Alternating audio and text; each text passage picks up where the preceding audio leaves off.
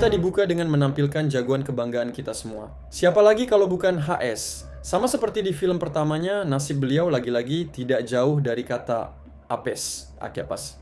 Kali ini, Hamansel tampil dalam kondisi babak belur di ruang interogasi, wajahnya seperti habis debat panjang sama hidup. Belum jelas kekacauan level apa yang baru saja ia buat, tapi yang bikin heran, di sampingnya ada seekor anjing serigala yang duduk manis seolah ikut diperiksa juga. Dan seperti tradisi wajib tiap kali ada adegan interogasi, begitu sang penanya menanyakan siapa dirinya sebenarnya, HS pun dengan santainya menjawab. Melanjutkan film pertamanya, Hatchmansell kini hidup lebih lepas tanpa menutupi apapun dari keluarganya. Namun kebebasan itu justru membuat sang istri merasa jenuh dan kesepian karena hampir setiap hari Hutch dan kedua anak mereka jarang berada di rumah.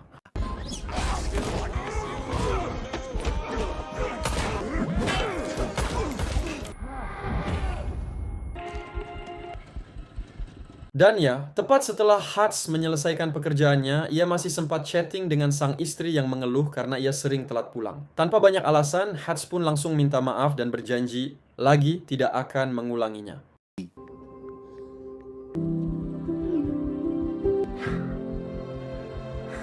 Keesokan paginya, Hutch mulai menyadari perubahan sikap sang istri yang tampak sudah jengkel karena ia terlalu sibuk dengan pekerjaannya. Saat sang istri hendak berangkat senam di gor kecamatan, Hutch pun mencoba merayu dengan janji akan mengajak istri dan anak-anak liburan. Meski sampai saat itu, ia sendiri belum tahu destinasi yang cocok. Alright, we should,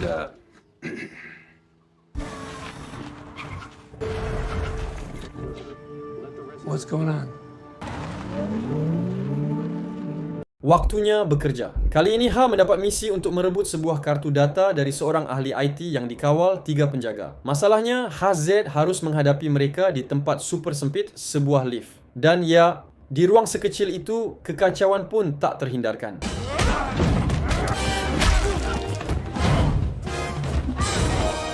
Selesai membereskan musuh di dalam lift, Hutch langsung disambut oleh beberapa preman bersenjata api. Dan tanpa aba-aba, situasi pun langsung naik level jadi lebih berisik dan berbahaya.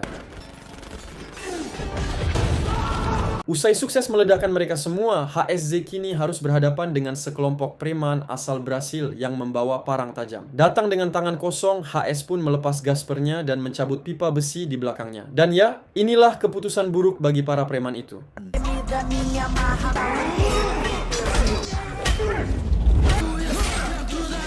Setelah menghabisi semua preman, Hutch tak sengaja melihat sebuah stiker di sebuah mobil bertuliskan Taman Air Plummerfield. Sebuah tempat wisata di kota kecil yang pernah ia kunjungi saat masih anak-anak. Dari situlah Hutch akhirnya menemukan destinasi liburan yang pas, bisa kumpul keluarga sekaligus bernostalgia mengenang masa kecilnya.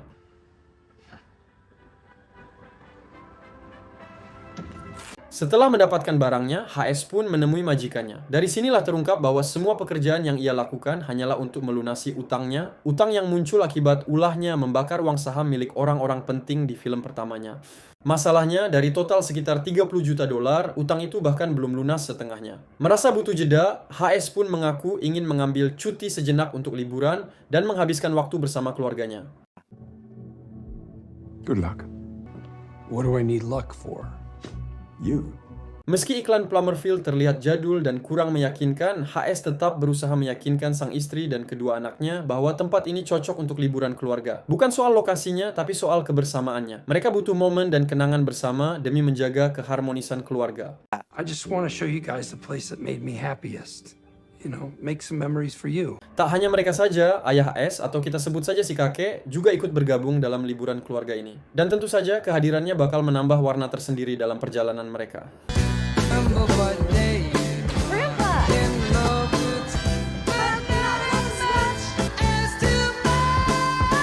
Setibanya di Taman Air Plummerfield, Hutch langsung menunjukkan kamar hotel tempat mereka menginap. Namun karena si kakek lebih suka alam dan anti keramaian, ia memilih tidur di sebuah kabin tua di hutan yang letaknya tak jauh dari area wisata.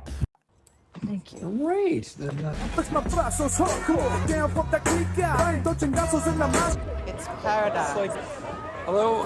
Closed, sorry. Karena kolam renangnya ditutup akibat sebuah insiden, Hutch dan keluarganya memilih makan di salah satu restoran. Namun saat Hutch sedang melamun sambil mengenang masa kecilnya, ia tanpa sengaja terlibat salah paham dengan seorang sheriff yang rupanya tidak suka ditatap.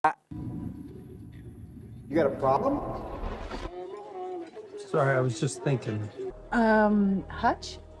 Everything's good, hon. Selesai makan, Hutch dan keluarganya pun menuju zona permainan. Saat si kakak asyik bermain sendirian, tiba-tiba 3 cewek memperhatikannya, yang bikin dia salah tingkah dan akhirnya malah memberikan semua kupon yang sudah ia kumpulkan.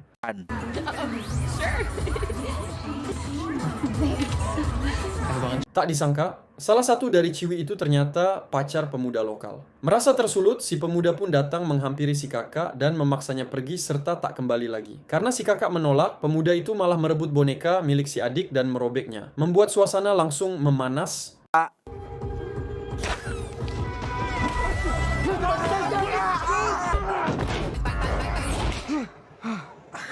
Dan ya, gara-gara keributan itu, penjaga wisata pun ikut campur dan sempat berdebat dengan Hutch yang jelas membela si kakak karena berusaha melindungi adiknya. Untungnya, sang istri cepat meredam amarah Hutch dan meminta mereka semua segera pergi dari tempat itu. Ifasata kuntulish, ni shop apa si shalom badilillah.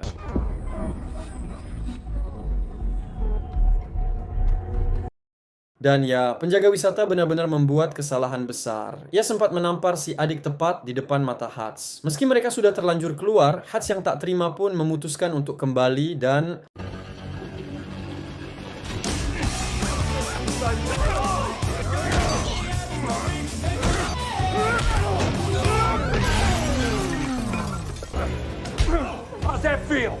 Akibat keributan yang terjadi tadi, Hutch dan keluarganya langsung digiring ke kantor polisi setempat. Di sana, Hutch kembali bertemu dengan sheriff di restoran tadi bernama Abel yang dengan wajah songongnya meminta HS untuk ikut bersamanya.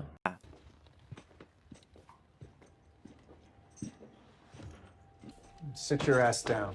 Perkenalkan, dia bernama Watt Martin. Kita panggil saja Watt. Ia adalah kepala sheriff sekaligus orang nomor 1 di kota kecil ini. Ternyata, pemuda lokal yang ribut dengan si kakak adalah putra dari Pak Watt sendiri. Awalnya, ia sempat mengancam akan memperpanjang urusan mereka. Namun setelah dijelaskan bahwa justru putranya lah pemicu keributan, Pak Watt akhirnya mengerti. Hutch dan putranya pun langsung diperbolehkan pergi saat itu juga.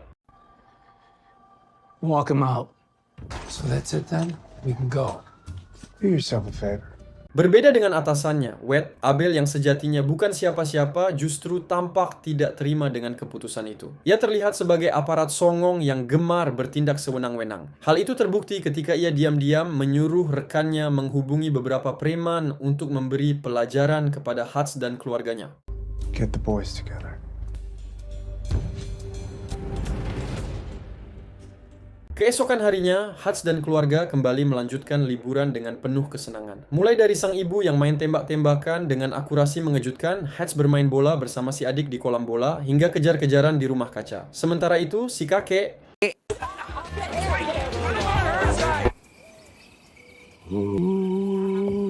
Setelah puas bermain, Hutch dan keluarganya pun berencana mencoba wahana perahu bebek bersama di danau buatan. Namun sejak tadi, Hutch sudah menyadari kehadiran seorang sheriff dan 3 preman yang terus membuntuti mereka dari kejauhan. Demi tak ingin melibatkan keluarganya dalam masalah, Hutch pun dengan tenang menyuruh mereka pergi lebih dulu, sementara ia berjanji akan menyusul belakangan. Meski jelas, urusan yang menunggunya bukan perkara santai. Bertempat di perahu bebek yang lain, H menyambut mereka berempat dengan santai dan mencoba mengajak bicara baik-baik jika memang ada masalah. Namun niat damai itu jelas tak mereka hargai.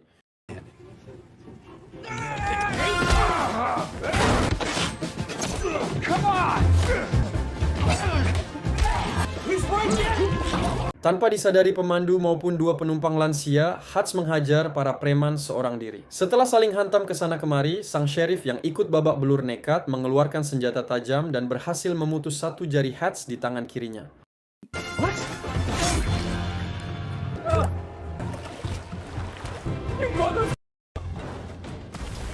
Saat H terjatuh dari perahu, para preman justru meluapkan amarah mereka ke sang sheriff dan menuntut bayaran 2 kali lipat karena lawan yang mereka hadapi ternyata bukan turis biasa. Namun belum sempat negosiasi itu selesai, HS sudah keburu naik kembali dan langsung mengamuk, menghajar mereka semua dengan jauh lebih brutal.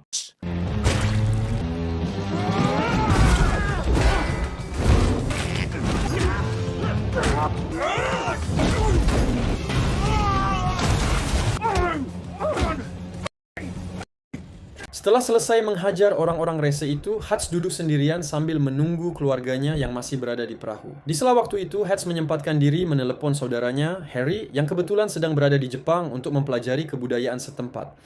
What's up? Hey, you remember Plummerville? One of the happiest weeks of my life.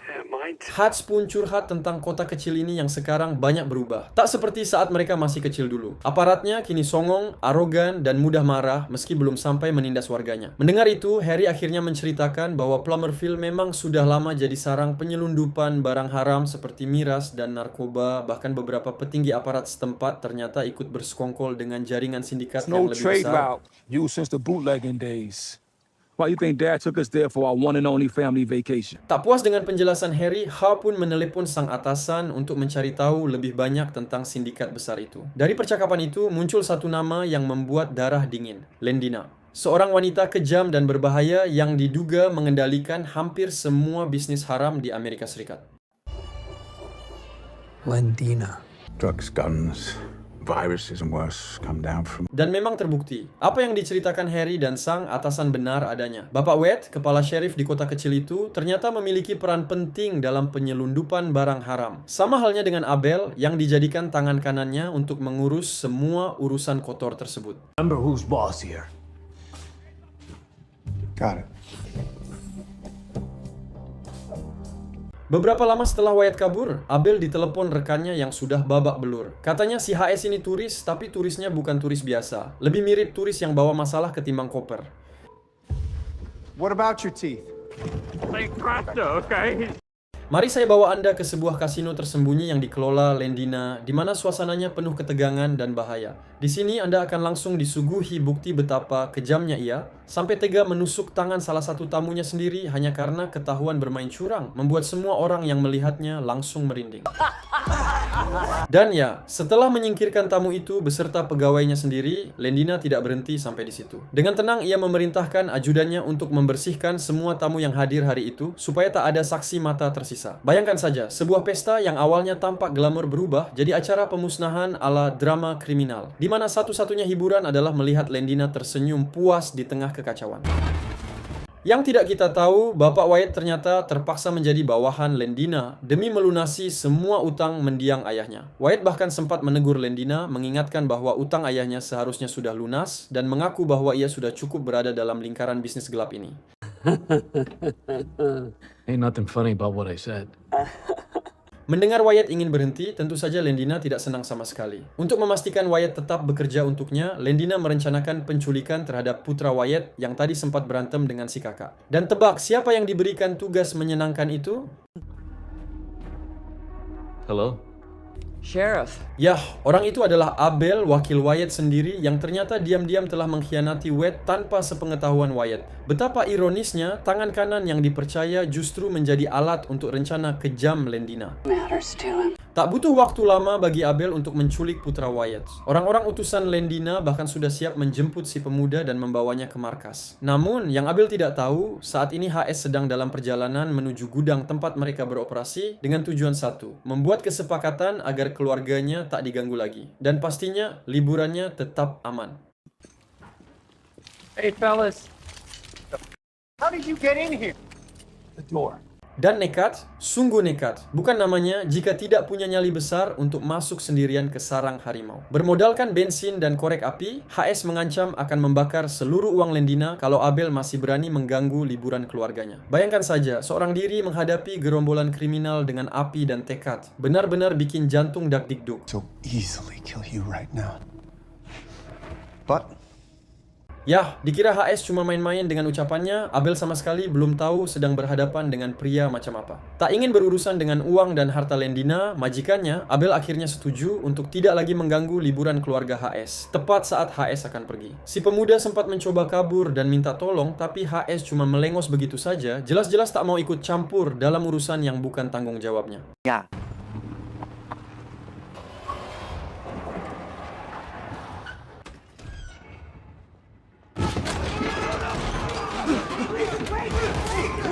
Dan ya, lagi-lagi HS tak bisa lepas dari masalah saat ia memutuskan ikut campur dalam urusan orang lain. Tanpa ragu, ia menghajar habis semua anak buah Lendina demi menyelamatkan putra Wyatt, membuktikan bahwa keberanian dan nekatnya selalu datang di saat yang paling berbahaya.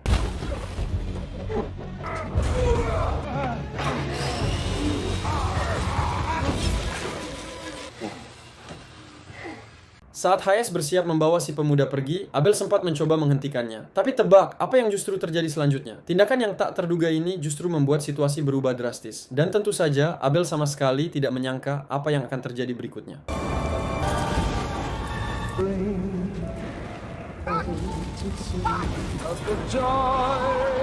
Ya, semua uang dan barang milik Lendina hangus terbakar, lenyap tanpa tersisa. Berita itu dengan cepat sampai ke telinganya, membuat Lendina marah besar dan segera berusaha mencari tahu siapa pelakunya. Hatch tetap menjadi misteri. Anak buahnya kesulitan menemukan informasi apapun tentang identitas atau latar belakangnya. Yang mereka tahu hanyalah bahwa HS sedang menikmati liburannya bersama keluarga. Tanpa membuang waktu sedikit pun, Lendina pun mengerahkan seluruh pasukannya menuju Plummerfield. Dengan niat membumi hanguskan kota kecil itu dan menuntut balas atas kehancuran harta bendanya sambil menebarkan ketakutan di setiap sudut jalan. The hotel.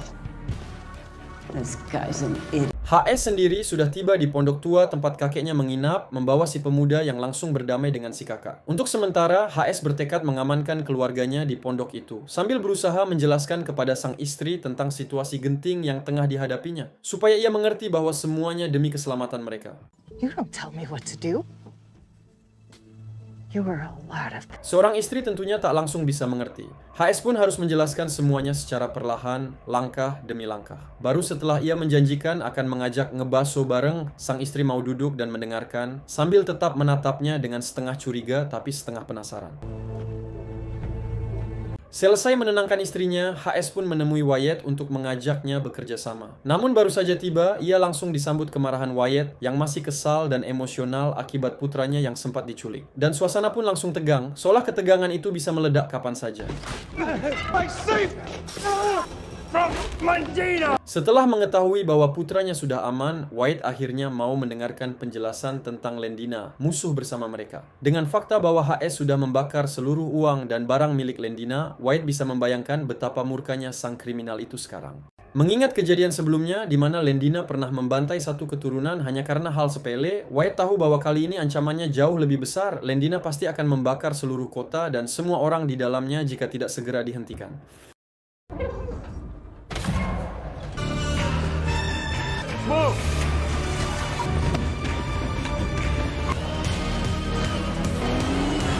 Oke, mungkin segitu dulu untuk videonya. Buat kalian yang masih penasaran sama kelanjutan ceritanya, jangan sampai kelewatan part 2. Karena jari saya sudah pegal dan mulut saya sudah ngos-ngosan, kita langsung lanjut ke part 2. Ya guys, siapin diri kalian untuk lebih banyak aksi dan drama seru.